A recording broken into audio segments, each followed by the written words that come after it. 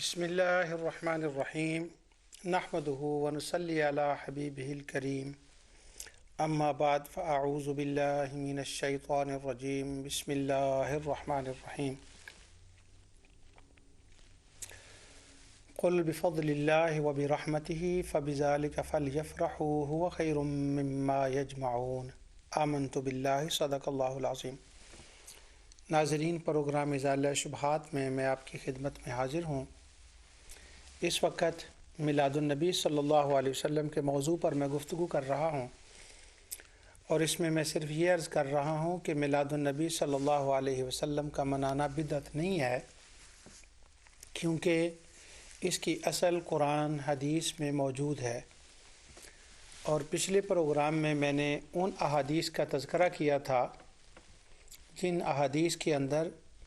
یہ بیان ہے کہ نبی کریم صلی اللہ علیہ وسلم کے ظاہری زمانہ حیات کے اندر جو صحابہ تھے انہوں نے حضور علیہ الصلوۃ والسلام کی آمد کا ذکر کیا، جس سے یہ ثابت ہوتا ہے کہ عموماً کسی بھی وقت حضور علیہ السلام کے میلاد کا تذکرہ کرنا سنت ہے۔ اب اگر تو میلاد کو اس جہت سے دیکھا جائے کہ مطلقاً میلاد منانا یا اس کا تذکرہ کرنا کیسا ہے، تو وہ تو نبی کریم صلی اللہ علیہ وسلم کی سنت سے ثابت ہے۔ قرآن کریم میں اللہ تعالیٰ نے میلاد نامے بیان فرمائے ہیں انبیاء علیہ الصلوۃ والسلام کے، اس اعتبار سے تو وہ سنت ہے۔ اب اس کی ایک دوسری حیت ہے، وہ یہ کہ ربیع الاول کے مہینے میں خاص کر میلاد کرنا، جب خاص کر ربیع الاول کے مہینے میں کرنا اور وہ بھی 12 کو کرنا، تو اس کا کیا حکم ہے؟ جب نبی کریم صلی اللہ علیہ وسلم نے اپنا ذکر خیر، اپنا ذکر ولادت کرنے کی اجازت دی اور عملاً صحابہ سے وہ کروایا، آپ کی موجودگی میں کیا گیا، تو وہ تو کسی وقت بھی ہو سکتا ہے، کسی وقت بھی جائز ہے۔ اب اس کے لیے یہ کہنا کہ وہ ربیع الاول میں جائز نہیں ہے، تو یہ بات تو ان کلیئر کنسیپٹ ہے، یہ بات دلیل کی محتاج ہے کہ یہ کیوں، کہ جب سارا سال جائز ہے تو پھر کیوں؟ اب جو ربیع الاول کے مہینے میں ذکر ہے، یہ بھی ایک خواہ مخواہ کا تان ہے جو ہمارے اوپر ہمارے شبہ ڈالنے والے دوست کرتے ہیں۔ وہ اس لیے کہ ہم اس بات کے تو قائل سرے سے ہے ہی نہیں کہ نبی کریم صلی اللہ علیہ وسلم کی ولادت کا ذکر صرف ماہ ربیع الاول میں کرنا چاہیے، اور وہ بھی 12 ربیع الاول کو کرنا چاہیے۔ اگر تو ہم یہ دعویٰ کریں کہ میلاد ربیع الاول میں اور 12 ربیع الاول کو ہوتی ہے، تو پھر ہم سے اس دلیل کا مطالبہ کیا جا سکتا ہے کہ ہاں اس کے اوپر کیا دلیل ہے کہ حضور نے کیا، صحابہ نے کیا 12 ربیع الاول کو یا ربیع الاول کے مہینے میں۔ تو جب ہم یہ کہہ رہے ہیں اور چیخ چیخ کر کہہ رہے ہیں اور پکار پکار کر کہہ رہے ہیں کہ میلاد پورا سال ہے، جب چاہیں میلاد کریں، اور اہل عرب سارا سال میلاد کرتے ہیں، اہل عجم سارا سال میلاد کرتے ہیں، لیکن یہ بات درست ہے کہ جو جوش و خروش ہوتا ہے ربیع الاول میں، وہ دوسرے مہینوں میں نہیں ہوتا۔ اس کا سبب یہ ہے کہ چونکہ حضور علیہ الصلوۃ والسلام کی ولادت باسعادت اس مہینے میں ہوئی ہے، اس لیے وہ زیادہ زور جو ہے وہ جوش ہوتا ہے اس مہینے میں۔ اس کا سبب یہ ہے، جس طرح میں نے پچھلی بار مثال دی تھی کہ قرآن کریم سارا سال پڑھا جاتا ہے، لیکن رمضان میں قرآن پڑھنے کا سبب یہ ہے کہ قرآن اس میں نازل ہوا ہے اور اس میں اس کے پڑھنے کا ثواب زیادہ ہے۔ اسی طرح حضور علیہ الصلوۃ والسلام کا ذکر خیر کرنا سارا سال جائز ہے، پر ربیع الاول میں چونکہ آپ تشریف لائے ہیں، اس لیے آپ کا ذکر خصوصیت کے ساتھ کیا جاتا ہے، اور یہ جائز ہے۔ اب رہ گئی اس کی ایک محفل کی صورت۔ آج میں خاص ربیع الاول کی محفل کی بات کرنے لگا ہوں کہ ربیع الاول کے اندر محفل کرنا، اور اس محفل کے اندر یہ کرنا کہ محفل میلاد کے نام سے محفل کرنا ایک بات، تلاوت کلام کرنا، نعت خوانی کرنا، حضور کا ذکر خیر کرنا، پھر آخر میں دعا کرنا، اور دعا کے بعد کچھ مہمان نوازی کے طور پر حاضرین جو ہیں وہ ان کو کھلا دینا۔ یہ ایسے اس حیت اور کیفیت کے ساتھ نبی کریم صلی اللہ علیہ وسلم کے زمانے میں ماہ ربیع الاول میں یا 12 ربیع الاول کو حضور اور صحابہ کے زمانے میں یہ اس طرح سے نہیں ہوا. یہ بعد میں اس کا جو ہے وہ ایک شروع ہوا ہے. اور یہ کب سے شروع ہوا ہے یہ تو کافی بعد کی بات ہے. اور اب یہ نہیں ہے کہ یہ جو بات میں کہہ رہا ہوں یہ صرف ہم ویسے ہی کہہ رہے ہیں یا لوگوں نے ہمیں زور دیا تو ہم مان گئے ہیں، اس طرح سے بات نہیں ہے. یہ ہمارا نظریہ اور عقیدہ ہے کہ اس حیت کے ساتھ جو محفل شروع ہوئی ہے یہ نبی کریم صلی اللہ علیہ وسلم کے بعد شروع ہوئی ہے. حیت کی میں بات کر رہا ہوں. جس طرح مساجد کی زیب و زینت، ان کے مینار اور ان کے اندر سونے کے دروازے لگانے، بڑے بڑے کارپیٹ اور یہ جتنے معاملات ہیں، جس طرح سے اب مسجد نبوی شریف ہے یہ حضور کے زمانے کے بعد ہوا ہے، لیکن چونکہ وہ اپنی ذات میں کام جائز ہے اس لیے وہ درست ہے. ہمارا یہ دعویٰ نہیں ہے کہ اس حیت اور کیفیت کے ساتھ حضور یا صحابہ کے زمانے میں تھا، اور اس کا ہم اعلان کرتے ہیں. جال حق کے اندر حضرت قبلہ مفتی احمد یار خان نعیمی رحمۃ اللہ تعالی نے فرماتے ہیں کہ وقال السخاوی لم يفعل احد من القرون الثلاثه وانما حدث بعد ثم لا زال اهل الاسلام من سائر الاقطار سائر الاقطار. وہ کہتے ہیں کہ یہ نبی کریم صلی اللہ علیہ وسلم کے زمانہ کے بعد شروع ہوا ہے، اور پہلے 3 زمانوں میں یعنی صحابہ، تابعین، تبع تابعین کے زمانے میں اس طرح سے نہیں ہے. اور علماء نے اس کو کہا ہے کہ یہ بدعہ حسنہ ہے. اب جب یہ بات ہم نے کر دی کہ ہم اس کو کہہ رہے ہیں، مان رہے ہیں کہ یہ حضور 3 صدیوں میں نہیں، پہلے 3 قرون میں نہیں تھا، صحابہ، تابعین، تبع تابعین کے زمانے میں میلاد اپنی حیت کے ساتھ اس طرح سے نہیں تھا. اب ہم سے یہ دلیل طلب کرنا کہ تم ابو بکر صدیق سے دکھاؤ، حضرت عمر سے دکھاؤ، حضرت عثمان سے دکھاؤ، حضرت علی سے دکھاؤ، تو میرے خیال میں یہ کافی بڑی زیادتی ہے. اس لیے کہ جب ہم اس کا اعلان کر رہے ہیں، مان رہے ہیں، کہہ رہے ہیں، تو پھر اس کے اوپر تو یہ مطالبہ کرنا جو ہے وہ سرے سے درست نہیں بنتا. اب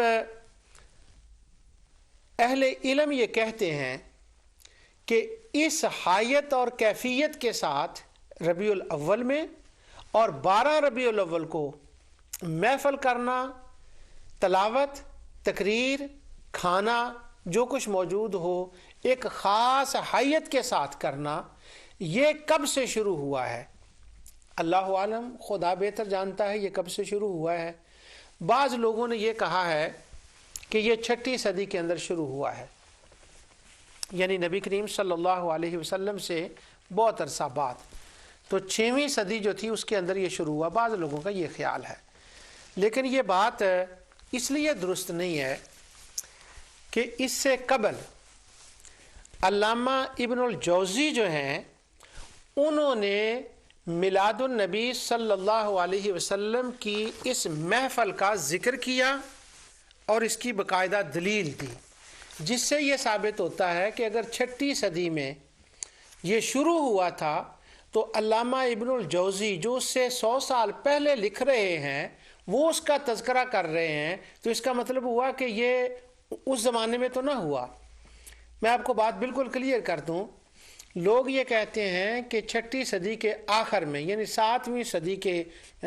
بالکل ابتدا اور 6 کے آخر میں کوئی ایک نیک بندے تھے، ان کا نام ملا عمر بن محمد تھا. انہوں نے موصل کے اندر اس کو شروع کیا اور وہاں سے اس کی ابتدا ہوئی. مجھے ذاتی طور پر ملا محمد عمر عمر بن محمد بن عمر جو ہیں ان کے حالات زندگی نہیں ملے، اور نہ ہی ان کے کوئی میلاد وہ کس طرح کرتے تھے اس بارے میں کچھ معلوم ہوا ہے. یہ بات درست نہیں ہے، ان کے تو حالات زندگی نہیں ہمارے سامنے. لیکن اس سے پہلے جیسے میں نے کہا ہے کہ میلاد کا ذکر تو موجود ہے، یعنی محافل میلاد کی میں بات کر رہا ہوں کہ ربیع الاول کے مہینے میں اظہار مسرت کرنا. علامہ ابن الجوزی کی کتاب ہے مولد النبی صلی اللہ علیہ وسلم، انہوں نے میلاد النبی کا اس کے اندر ذکر کیا، محفل میلاد کا ذکر کیا. اس کا مطلب ہوا ابن الجوزی کے زمانے میں تھا. حضور سیدنا غوث اعظم رضی اللہ تعالی عنہ، یہ ملا عمر سے بہت پہلے ہوئے ہیں، ان کی ایک کتاب ہے جس پر شاہ شیخ نافع ہمیری دبئی کے اندر کام کر رہے ہیں۔ وہ کنگ عبدالعزیز یونیورسٹی کے جب مکتبہ ہے جس میں مخطوطے ہوتے ہیں، وہاں سے ان کی کتاب میلاد کے اوپر ملی ہے، وہ انشاءاللہ ان قریب چھپ جائے گی۔ تو حضرت غوث اعظم رضی اللہ تعالیٰ نے میلاد کے اوپر کتاب لکھی ہے۔ تو اگر یہ مان لیا جائے کہ وہ شاہ اربل سے میلاد شروع ہوا ہے، تو وہ میلاد کے اوپر تو پہلے کتابیں ہیں اور اس کے اندر وہ ربیع الاول کا ذکر کر رہے ہیں۔ اب اس کا حوالہ میں آپ کے سامنے ایک پیش کرتا ہوں، چونکہ وہ کتاب اصل میرے سامنے حضور غوث پاک رضی اللہ تعالیٰ کی اور علامہ ابن الجوزی کی اس وقت نہیں ہے، تو میں ذرا گزارا کر رہا ہوں، تو میرے گزارے کو معاف کیجئے گا۔ یہ کتاب ہے میرے پاس، اس کا نام ہے مختصر سیرت الرسول، ابن محمد بن عبد الوہاب النجدی کی یہ کتاب ہے، سعودی عرب سے چھپی ہے اور مختصر سیرت الرسول ہے۔ اب وہ نبی کریم صلی اللہ علیہ وسلم کی ولادت باسعادت کو شروع کر رہے ہیں، ان کے واقعات کو، اور انہوں نے یہاں سے کیا ہے کہ وَأَنْتَ لَمَّا وُلِدْتَ أَشْرَقَتِ الْأَرْضُ وَضَاءَتْ بِنُورِكَ الْأُفُقُ وَنَحْنُ فِي ذَلِكِ الضِّيَاءِ وَفِي النُّورِ۔ وہ جو اشعار میں پڑھا ہوں نا پچھلے میں فَصُبُنَ لِلرَّشَادِ نَحْتَرِكُ، کہ وہ ہم نبی کریم صلی اللہ علیہ وسلم کا جب نور چمکا، زمین و آسمان روشن ہو گئے، اسی نور کی روشنی میں ہم رواں دواں ہیں اور سفر کر رہے ہیں۔ آگے انہوں نے نبی کریم صلی اللہ علیہ وسلم کی ولادت کا بیان کیا۔ وہ فرماتے ہیں کہ وَأَمَّا إِذَا بُشِّرَ بِالنُّورِ الَّذِي خَرَجَ مِنْهُ، جب حضور نبی کریم صلی اللہ علیہ وسلم پیدا ہوئے تو آپ سے نور چمکا جس سے شام کے محلات نظر آ گئے، اور آگے وہ اس کی ایک نبوت وجہ بیان کرتے ہیں کہ خرج منہ فہو اشارہ الی ما خص الشام من نور النبوت فانہا دار ملکہ کما ذکر کعب ان فی الکتب السالفہ، کہ شام کے اس لیے محلات دکھائے گئے کہ جیسے کعب احبار نے پچھلی کتابوں کے حوالے سے ذکر کیا ہے کہ محمد الرسول اللہ صلی اللہ علیہ وسلم مولدہ بمکہ و مہاجرہ یثرب و ملکہ بالشام، کہ رسول اللہ صلی اللہ علیہ وسلم مکے میں پیدا ہوں گے، یثرب میں ہجرت کریں گے، اور ان کی حکومت کا جھنڈا شام میں لہرائے گا۔ وَلِہَٰذَا أُسْرِيَ بِهِ إِلَى الشَّامِ إِلَى بَيْتِ الْمَقْدِسِ كَمَا حَاجَرَ ابراہیم علیہ السلام، کہ وہ شام کی ان کو معراج کی رات سیر کرائی جائے گی جہاں حضرت ابراہیم علیہ السلام نے ہجرت کی تھی حضرت حاجرہ نے۔ وَبِهَا يَنزِلُ عِیسیٰ ابن مریم علیہ السلام وَهِيَ أَرْضُ الْمَحْشَرِ وَالْمَنْشَرِ، کہتے ہیں کہ چونکہ وہاں قیامت کا دن ہوگا، عیسیٰ علیہ السلام نازل ہوں گے، اس لیے حضور کی والدہ کو نور کے ذریعے سے وہاں کے مکانات دکھائے گئے۔ یہ بات کرنے کے بعد آگے وہ کہتے ہیں رضاہ من سویبہ عتیقہ ابی لہب، وہ سارا واقعہ آپ جانتے ہیں کہ اس لیے میں اس پر زیادہ ٹائم نہیں لوں گا آپ کا۔ وہ کہتے ہیں کہ جس وقت حضور نبی کریم صلی اللہ علیہ وسلم پیدا ہوئے، وہ جو بخاری کی روایت ہے اس کو وہ لائے ہیں، تو سویبہ کو آزاد کیا ابو لہب نے۔ رویا ابو لہب بعد موت فی النوم فقیر لہ ما حالک فقال فی النار الا انہ خففا، مجھے وہ کیا پوچھا گیا خواب میں ابو لہب ملا کیا حالت، اس نے کہا میرے عذاب میں تخفیف کی جاتی ہے اور ان انگلیوں سے مجھے پانی ملتا ہے۔ اس کے بعد وہ آگے کہتے ہیں کہ بشرتنی بولادت النبی صلی اللہ علیہ وسلم، کیونکہ اس نے حضور کی ولادت کے دن ان کو جو تھی نا سویبہ، اس کو آزاد کیا تھا، یہ ولادت کے دن کی بات ہے۔ آگے وہ کہتے ہیں قال ابن الجوزی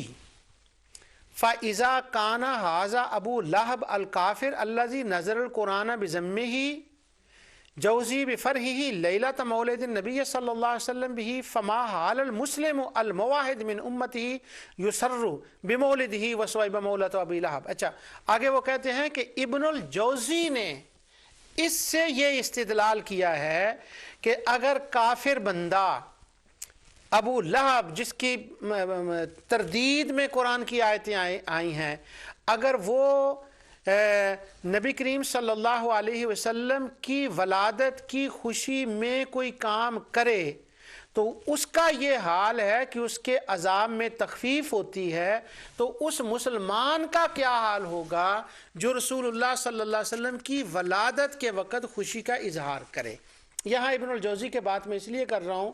کہ صرف یہ میں بتانا چاہتا ہوں کہ یہ جو کہا جاتا ہے نا کہ یہ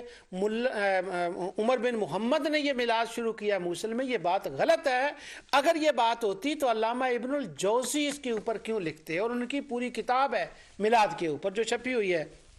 عام مل جاتی ہے وہ۔ تو میں نے یہاں سے یہ کوٹ اس لیے کیا کہ کوئی یہ نہ کہہ دے کہ ابن الجوزی نے تو کتاب لکھی ہی نہیں، کوئی ابن الجوزی نے تو ایسا کام کیا ہی نہیں۔ تو میں نے سیف سائڈ کے طور پر ابن محمد بن عبد الوہاب النجدی کی کتاب سے وہ حوالہ دے دیا کہ یہ بات جو ہے یہ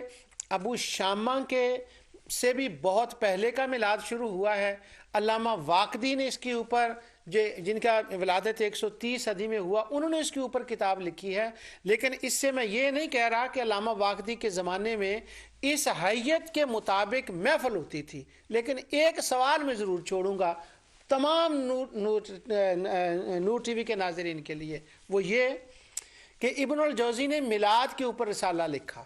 ابن کثیر نے میلاد کے اوپر رسالہ لکھا، واقدی نے میلاد کے اوپر رسالہ لکھا، حضور سیدنا غوث اعظم رضی اللہ تعالیٰ نے میلاد کے اوپر رسالہ لکھا۔ اگر ان کے زمانے میں، چلو ہماری طرح نہیں تھی محفل میلاد، آف کورس اس طرح سے نہیں تھی، اگر کسی طرح سے کوئی محافل یا میلاد کا سرے سے وجود ہی نہیں تھا تو ان بزرگوں نے، حضرت غوث اعظم اور علامہ واقدی نے اور علامہ ابن الجوزی نے، ان بزرگوں نے میلاد کے اوپر الگ سے ایک کیوں لکھا؟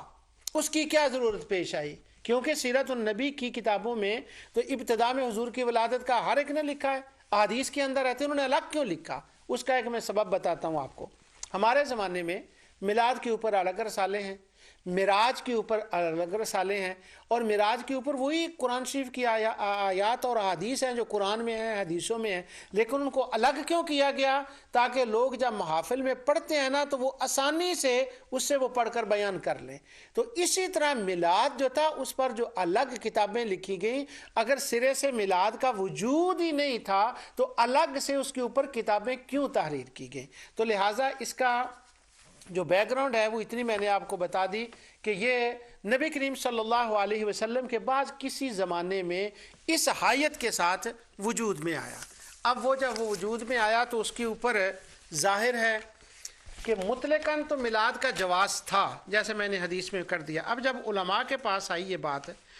تو ہم نے اب دیکھنا ہے کہ ان علماء کا اس کے اوپر کیا کنسرن تھا، ان علماء نے اس کے اوپر کیا لکھا۔ سب سے پہلے میں جو حوالہ کوٹ کر رہا ہوں، کیونکہ یہاں سے جتنے لوگ ہیں نا میلاد والے، وہ یہاں سے اس کی ابتدا کرتے ہیں۔ وہ کہتے ہیں کہ یہ پہلے بندے ہیں جنہوں نے ملا عمر کا ذکر کیا ہے اور جنہوں نے محفل میلاد کا ذکر کیا ہے، اس لیے میں بھی انہی کا کوٹ کر رہا ہوں۔ امام نووی کے استاد، عظیم محدث ابو شامہ، بڑے نیک صالح بزرگ تھے اور بڑے عظیم پائے کے محدث تھے۔ امام نووی کے یہ استاد ہیں، ان کا نام ابو شامہ، نام تو کچھ اور ہے، بس اس نام سے مشہور ہو گئے۔ اصل میں شامہ کا مطلب ہوتا ہے تل۔ تو ان کے یہاں ایک جو تھا نا ہونٹ، اس کے اوپر ایک بڑے تل کا نشان تھا، تو اس تل کی وجہ سے لوگ ان کو ابو شامہ کہنے لگے۔ ویسے ان کا نام یہ نہیں تھا کہ ان کے کسی بیٹے کا نام تل تھا، ابو شامہ تھا، ایسا نہیں تھا، تو ان کو ابو شامہ کہا جانے لگا۔ عربوں کے اندر یہ ہوتا ہے کہ وہ کسی چیز کی مناسبت سے اس کو ابو کے نام سے یاد کر دیتے ہیں، جیسے ابو ہریرہ۔ اب اس کا یہ مطلب تھوڑا کہ ابو ہریرہ کی وہ کسی بلی کے باپ تھے، وہ بلی والے، تو یہ ابو شامہ کا مطلب ہے تل والے۔ تو ابو شامہ جو ہیں، ان سے میں اس بات کی ابتدا کر رہا ہوں۔ وہ کہتے ہیں وَمَنْ أَحْسَنُ مَبْتَدِيَ فِي زَمَانِنَا مَا يُفْعَلُ كُلَّ عَامٍ فِي الْيَوْمِ الْمُوَافِقِ لِيَوْمِ مَوْلِدِهِ صلی اللہ علیہ وسلم من الصدقات والمعروف وإظهار الزینہ والسرور فإن ذلك ما فيه من الإحسان للفقراء مشعر بمحبت نبی صلی اللہ علیہ وسلم و تعظیمہ فی قلب فاعل ذالک و شکرا للہ تعالی علی ما من بہ من ایجاد رسول اللہ صلی اللہ علیہ وسلم ارسلہ رحمۃ للعالمین۔ وہ کہتے ہیں کہ نبی کریم ہمارے زمانے میں جو بہترین ایک نیا کام بدعت کیا گیا ہے، نیا کام کیا گیا وہ یہ ہے کہ لوگ ہر سال میلاد کے دن صدقہ خیرات کرتے ہیں، اظہار مسرت کے لیے اپنے گھروں اور کوچوں کو آراستہ کرتے ہیں۔ یعنی یہ ابو شامہ جس زمانے کی بات کر رہے ہیں، یہ وہ نہیں ہے کہ جب میلاد شروع ہوا تھا، یہ وہ ہے کہ جب پورا اسٹیبلش ہو کے لوگوں نے میلاد کے دن دھوم مچا دی تھی۔ لیکن وہ اپنے زمانے کی اس لیے بات کر رہے ہیں کہ ان کے وقت میں ہو رہا ہے، ورنہ جیسے میں نے بتایا اس کی ابتدا اس سے بہت پہلے ہو چکی تھی، لیکن میں یہاں سے شروع کر رہا ہوں، وہ پہلے سے تھی۔ اچھا، وہ کہتے ہیں مساکین کو کھانا کھلاتے ہیں، اور وہ کیوں کھانا کھلاتے ہیں؟ وہ اس لیے کھلاتے ہیں کہ یہ رسول اللہ صلی اللہ علیہ وسلم کی محبت میں اور اس چیز کا اظہار کرتے ہیں کہ اللہ تعالیٰ نے مسلمانوں پر بڑا احسان کیا ہے کہ اپنے حبیب رحمت للعالمین صلی اللہ علیہ وسلم کو بھیجا اور ان پر احسان کیا، اور اللہ تعالیٰ کا شکر ادا کرتے ہیں۔ یہ وہی بات امام ابو شامہ نے کہی جو مفتی احمد یار خان نعیمی رحمۃ اللہ تعالی علیہ نے جال حق میں ارشاد فرمائی تھی کہ یہ اللہ تعالیٰ کا شکر ہے۔ اب ابو شامہ محدث جو ہیں وہ اس کام کو شروع ہوا ہے، وہ اپنے زمانے کے اعتبار سے کہہ رہے ہیں کہ یہ کام اچھا ہے۔ ومن احسنو، جو بہترین مبتدع فی زماننا، جو بہترین اچھا کام ہے ہمارے زمانے میں، وہ یہ ہے کہ لوگ ربیع الاول کے مہینے میں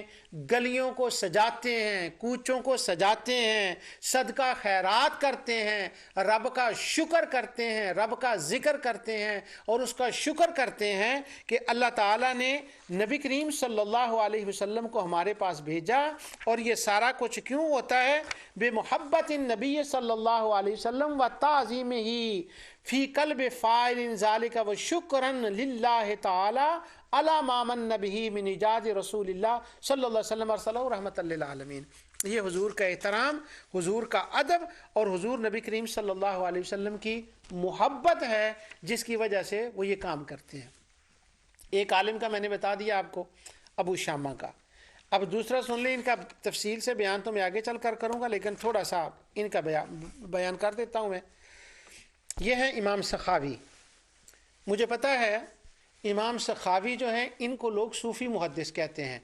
تو میں بطور دلیل نہیں، صرف میں چونکہ وہ سامنے آ گیا میں ان کا ذکر کر رہا ہوں کہ وہ فرماتے ہیں ان عمل المولد حدث بعد القرون الثلاثہ۔ اس لفظ کے لیے میں نے یہ پڑھا تھا کہ یہ جو عمل مولد ہے حضور نبی کریم یہ ثلاثہ جو تین پہلے دور ہیں، صحابہ تابعین تبع تابعین کا، اس کے بعد شروع ہوا ہے۔ ثم لا زال اہل الاسلام من سائر الاقطار والمدن الکبار یعملون المولد ویتصدقون فی لیالیہ بانواع صدقات ویأتنون بقراءۃ مولدہ الکریم ویظہر علیہم من برکتہ کل فضل عظیم۔ پہلی بات تو انہوں نے یہ کہی کہ یہ بعد میں شروع ہوا ہے۔ یہ میں بات اس لیے بار بار کہہ رہا ہوں تاکہ یہ ہم سے کوئی کہے ہی نہ کہ آپ نے یہ حضرت ابوبکر صدیق سے دکھائیں اس حیت کے ساتھ، اس کیفیت کے ساتھ۔ اور اصل کے اعتبار سے وہ پچھلے بار میں نے ساری حدیثیں بتا دی تھی، حضور کے زمانے میں تھا۔ اب میں صرف میلاد النبی صلی اللہ علیہ وسلم کے مہینے میں گلیاں کوچے سجانا، کھانا کھلانا، روٹی کھلانا، چاول، پکوڑے، کباب، اب میں سب ان کی یہ بات کر رہا ہوں۔ تو وہ کہتے ہیں کہ بعد میں شروع ہوا اور تمام شہروں میں ہمیشہ سے مسلمان یہ کرتے ہیں، وہ صدقہ خیرات کرتے ہیں، فقراء مسکین جو مسکین ہیں ان کی وہ دلداری کرتے ہیں، اور مختلف قسم کے جو ہے نا وہ صدقات کرتے ہیں۔ اور پھر آگے کہتے ہیں کہ نبی کریم صلی اللہ علیہ وسلم کی جو ولادت باسعادت کے واقعات ہیں ان کو پڑھ کر حاضرین کو سنایا جاتا ہے، اور اس عمل کی برکت سے اللہ تعالیٰ اپنے فضل کریم کی لوگوں پر بارش فرماتا ہے۔ اب دو ہو گئے، ایک میں نے امام سخاوی کا ذکر کر دیا ہے اور ایک یہ کر دیا ہے اس کا پہلے کن کا تھا، امام ابو شامہ کا۔ اب جب یہ اس حیت اور کیفیت کے ساتھ میلاد شروع ہوا ہے تو یہ دیکھیں علماء جو ہیں وہ اس کو کیا کہہ رہے ہیں کہ اس کا یہ کرنا درست ہے۔